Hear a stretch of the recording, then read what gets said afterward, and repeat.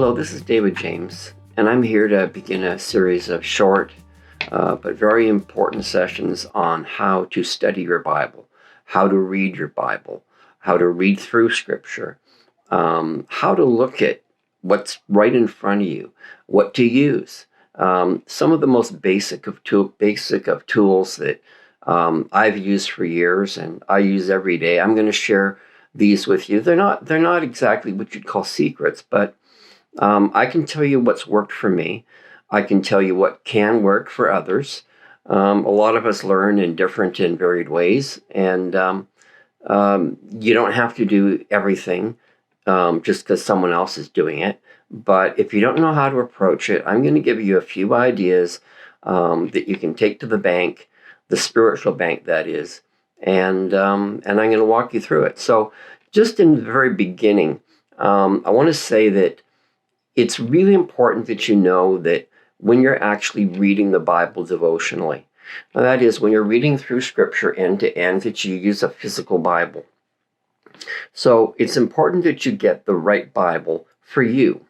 Now, I'll tell you what I used. So what I used and use is the King James Version of the Bible. Now, the King James Version, to me, is still the most reliable from the point of accuracy and diction. And there's problems with every English translation in general, so don't get all worked up with your, this way or that way. There's problems with every one of them, but, the King James has been around since 1611. Well, that's 413 years. It'll still be here in another 100 years if we're here. And it's still here because things that have value tend to last. They tend to have staying power for very good reasons. Besides being quite accurate to the Greek and Hebrew translations that are the original text, the King James is easy to remember.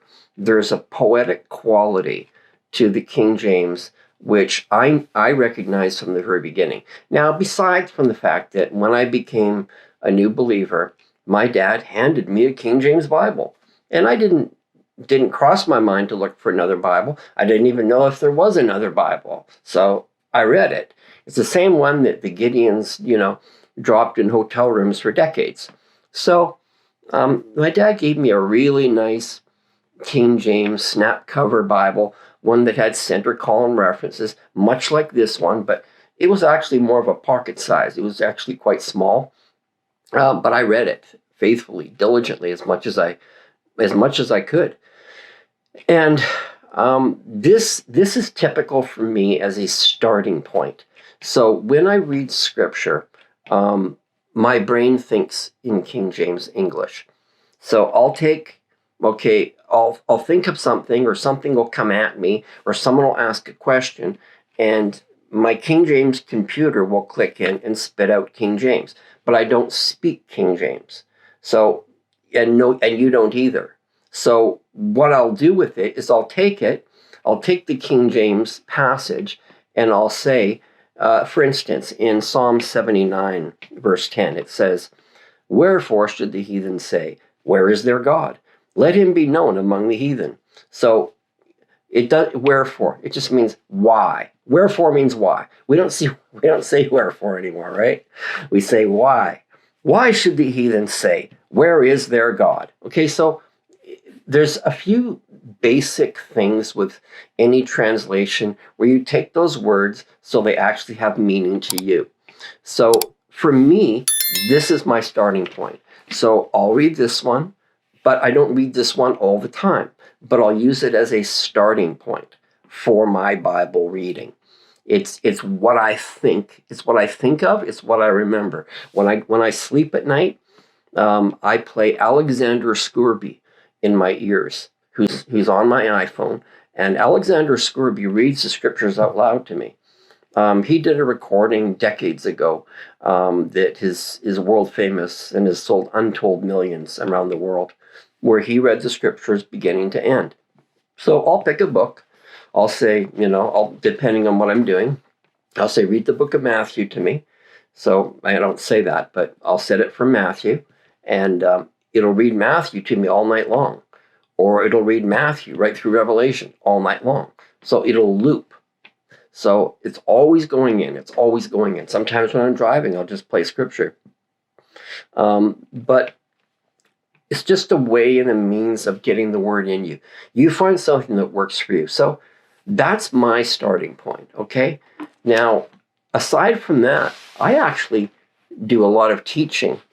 If you ever watched me before, I'll do a lot of teaching out of the New Living Translation.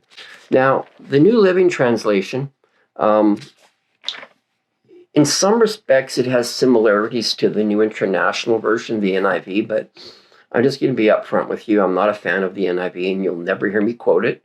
You'll never hear me read it. You'll never see me read it. I've got a built-in prejudice toward it. I'm not going to lie. I don't like it. I think it's very weak in its diction. I think it's very weak in its translation, and it has a lot of missing pieces. And I'll get to that at some other point. So I'm just going to tell you, I do like the reading of the New Living Translation, and we call that the NLT. And this particular one, I actually read and teach from this exact Bible. And I don't need them, but it happens to have these thumb tabs. It was the only one I could get when I bought it that had the type I wanted, and the only one I could get had thumb tabs. All my Bibles, in fact, are leather bound. So I do enjoy a good quality leather Bible. If you can afford a good leather Bible, great. Now, they sell this same thing in a hardcover. So it's nothing special about the cover. The binding is basically the same. The pages are similar, but it doesn't have the quality of print. It doesn't have the same quality of paper and the same quality of the cover. So this is a leather cover, okay? So I enjoy something like this a lot, and I actually enjoy the reading of it. And other ones, like this one, okay, for example, let me give you an example. So this one here, my go-to King James Bible, I paid in Canadian dollars somewhere close to $300 for it, I'm not going to lie. Now, that is a goatskin leather cover. It's super soft, it's got this great texture. It has these ribs. Now these ribs are put on the spine to give it more strength. And I'm telling you, and it has these gold leaf pages that turn pink when you turn them. And it's like super like soft, which means it won't crack. This would last like generations. You can hand this down and hand this down. It literally would last generations. And I do take care of my books and Bibles anyway. I'm not hard on them. I'm very careful. I don't go like, I don't go like this with my books and bend them over. When I read them, I don't do that. I just can't. I actually treat the Bible with the same respect that I treat the word itself that's inside of it.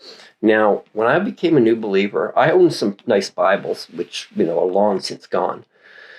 But I used to highlight and mark in my Bible, mainly mark. And I take a pen and I do this, and this. Well, I could show you my old Bibles that are just marked up like crazy. But you know what? So much of that is old revelation and old notes. And the underlines don't mean anything. The markings don't mean anything.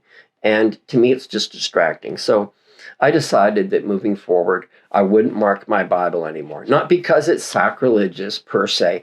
If you need to mark your Bible to remember stuff, and it's a good way for you to get started.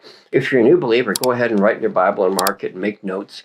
I used to write down the margin here. I used to, it'd be filled up with pen, because I used to mark with pen all the time. And go ahead and do it. I just don't do it that way.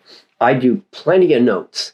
So I literally take my iPhone or my iPad, typically my iPhone because it's handy, and I use the note app and I make copious notes and I copy and paste scriptures into my notes, and that's how I write a lot of my stuff. So that's how I get more out of it, by the actual writing in an app. So everything gets transferred into an electronic version so I can easily put it here, put it there, put it on the website, or do whatever else I'm doing with it. So it doesn't serve a huge value for me to mark up a Bible. So that's just a little bit in the way of introduction, just to get you moving. Give you some ideas, what may work for you, what may not work for you. These are just a couple. I'll be going through some other translations and some other things about the scriptures and about reading. Thank you for watching, and I will see you next time. Bye for now.